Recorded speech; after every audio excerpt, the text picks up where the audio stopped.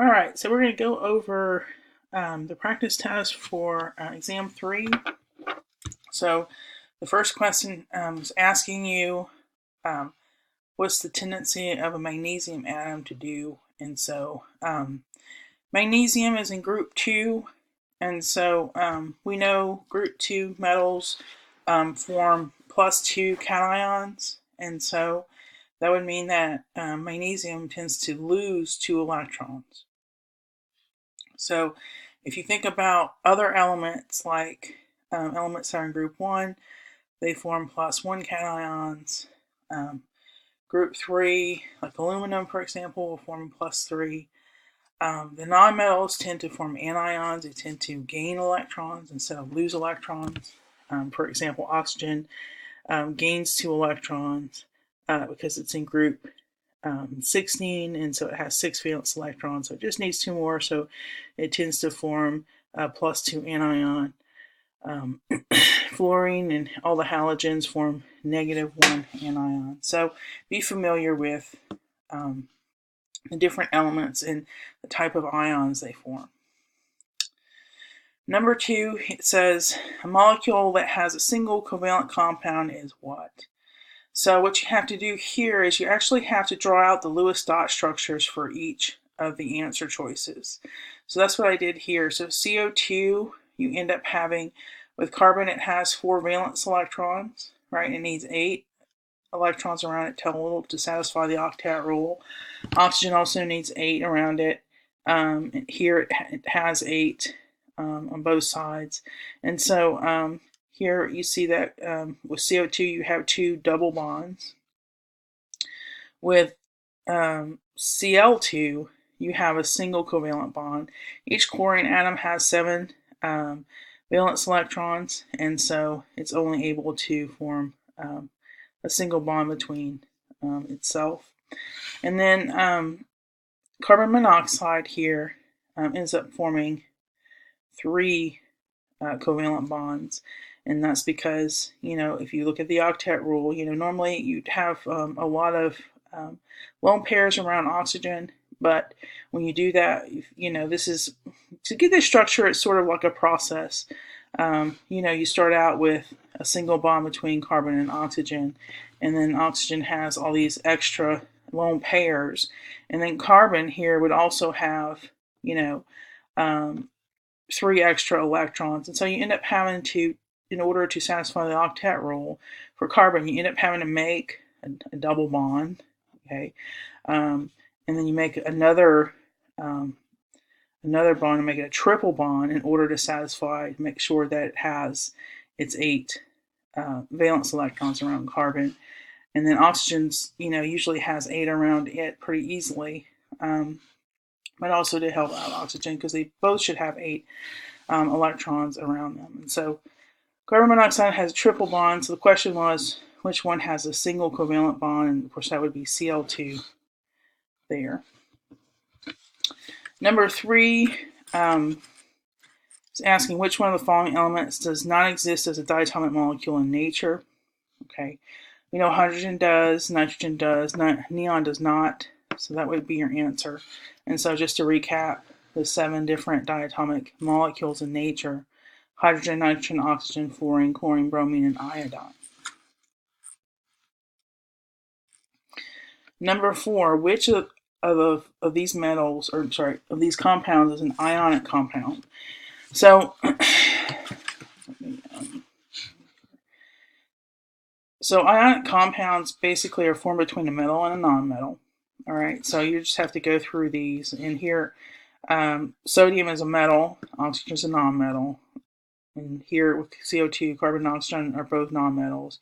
Nitrogen is just a nonmetal. So A would be your answer there.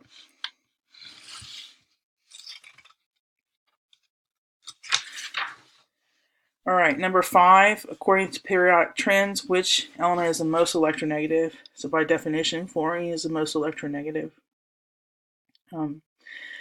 So the smaller an element becomes, so basically the further up on the periodic table, the smaller the element And so the atomic radii, and so the smaller atomic radii, the more able the element is to attract electrons. So electronegativity is basically the ability to attract electrons. So we know smaller atoms are able to do this better than larger atoms because the nucleus is large, and so when you only have a couple of electrons, the attraction to the nucleus is greater than if you have a lot of electrons and you have an electron that's attracted to the nucleus, but if you have a lot of other electrons in front of it shielding its the effect of the nucleus, then it's harder for the electron to become attracted. So the smaller elements are attract electrons better than the larger elements. So the trend is going up the periodic table and from left to right. It increases in electronegativity to the point where you get to fluorine. Fluorine is the most electronegative. It's small, and it has 7 valence electrons, and it wants one more to fill its shell, and so fluorine is the most electronegative element out there. So make sure you understand and know what your periodic trends are with electronegativity, atomic radii, ionization energy, all those things, especially for the final exam, because you have to be familiar with all those things. All right, number 6, what is the electron group in molecular geometry of an ammonium molecule? So this is something that was covered at the end of chapter 7. Okay, so the first thing you do when they're talking about a certain compound is to actually write it out in terms of the Lewis-Dot structure. So the formula for ammonia, I expect you to know that, is NH3. Okay, so here you're going to write N is going to be your central atom and H are going to be terminal atoms there. You're going to draw a single covalent line between each element. And then nitrogen has 5 valence electrons. So 1, 2, 3, 4, 5. So it has a lone pair there. So they're asking for the electron group in molecular geometry. So electron group is basically how many electron groups you have. Okay, so in this case you have 1, 2, 3, 4. So if all those 4 groups were satisfied, you would have a tetrahedral arrangement. Okay, but we have one lone pair here, so this is not tetrahedral. This would actually be trigonal pyramidal. Okay, and so that's what happens when you take the top off a tetrahedral shape. It becomes trigonal pyramidal. And so if you look at it, it looks kind of like, this structure actually is like drawn up, where nitrogen would be like that, and then your hydrogen atoms would be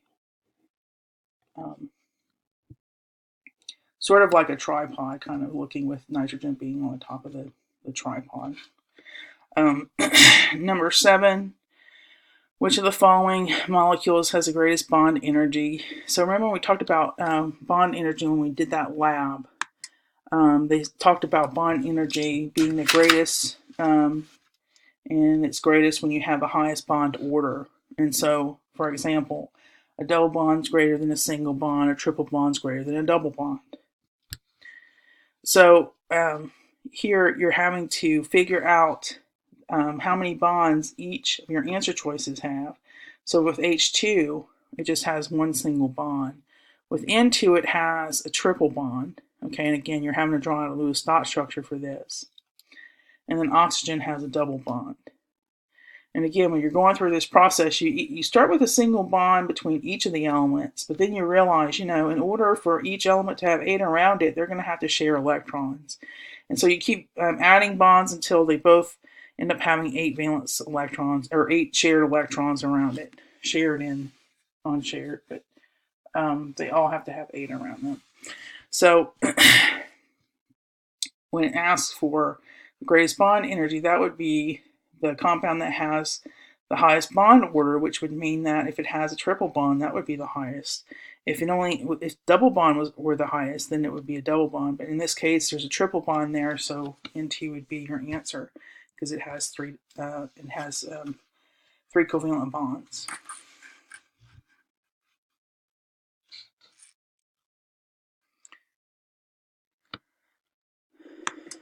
All right, so in this next one here, it says using VSEPR theory, predict the molecular shape of a molecule that has 2 electron groups.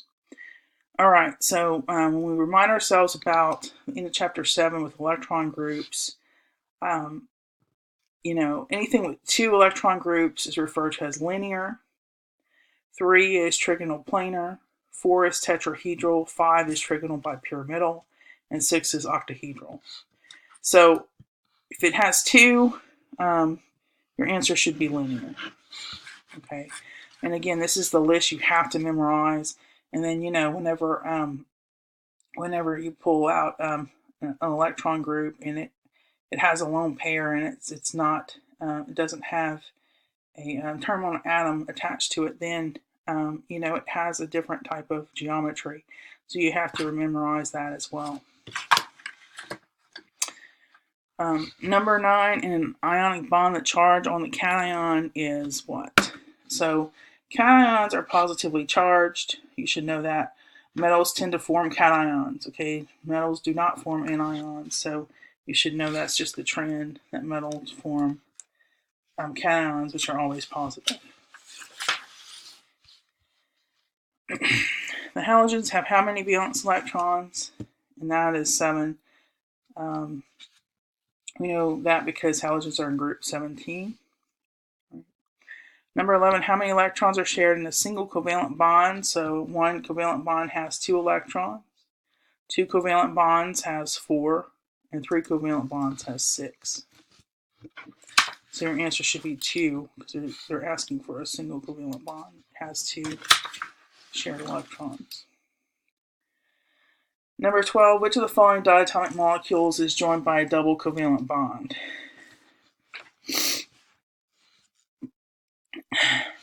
So double covalent bond, here again, you're having to draw out Lewis structures for all your answer choices. Here we have a single covalent bond between 2 chlorine atoms. Here we have a double covalent bond between the oxygen atoms, so that's your answer. And nitrogen, we have a triple bond. So B is your answer for that one. Number 13, which is the molecular shape of CO2? So with CO2, you're having to draw out the Lewis dot structure for it. And when you do that, you notice that the structure here is linear. It has 2 electron groups there. So the structure is linear.